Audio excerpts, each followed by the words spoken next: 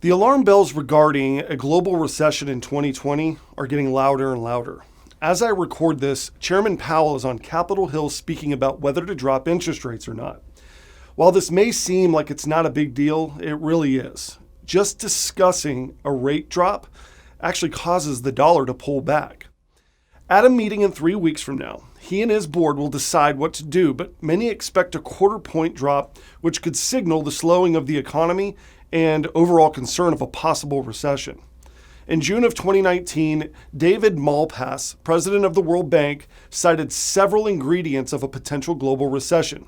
He stated that a tumble in business confidence, a deepening slowdown in global trade, and sluggish investment in emerging and developing economies could all lead to a major global recession.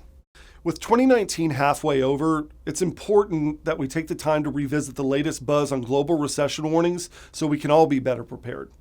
The first one to look at would obviously be threats of U.S. tariffs against Mexico. Another would be economic policy, financial, and political risks in Europe, including ongoing uncertainty over the fate of Brexit. Another would be continuing fluctuation in interest rates set by the Federal Reserve and other central banks around the world. We also have manufacturing sluggishness in Europe, US, and Asia. China's mounting debt is another big factor. So perhaps the most prominent ringer of the recession alarm bells is economist Nouriel Roubini, chairman of Roubini Macro Associates LLC. Roubini points to the trade clash between the US and China as the primary driver of his dire outlook for a global recession hitting next year in 2020.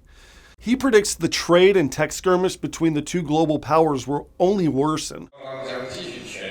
In a widely published opinion piece, Roubini cautions that as the US and China drift farther apart and as the chances of compromise shrink, the risk of a global recession is rising against the backdrop of an already fragile global economy.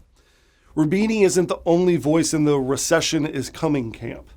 Financial service giant UBS recently warned that the global economy is on the edge of a recession. We are seeing several of those pistons within the global engine beginning to stutter. Andrew Milligan, head of global strategy at Aberdeen Standard Investments Incorporated, told Reuters news service. When is the time to buy gold? Soon, if not now. Given the possibility of a global recession arriving in 2020, you might be wondering whether it's an excellent time to buy gold or not. The answer, obviously, is yes, it is.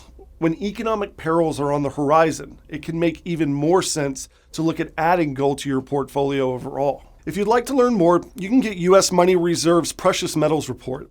It has a lot of really good detailed information on gold and other precious metals. To get a copy, click on the link below or call the number on your screen. If you like the information today, please like and share this video. And if you're watching us from YouTube, please subscribe so that you don't miss a single episode. I'm U.S. Money Reserve's Patrick Brunson, and as always, thank you for watching Market Insights.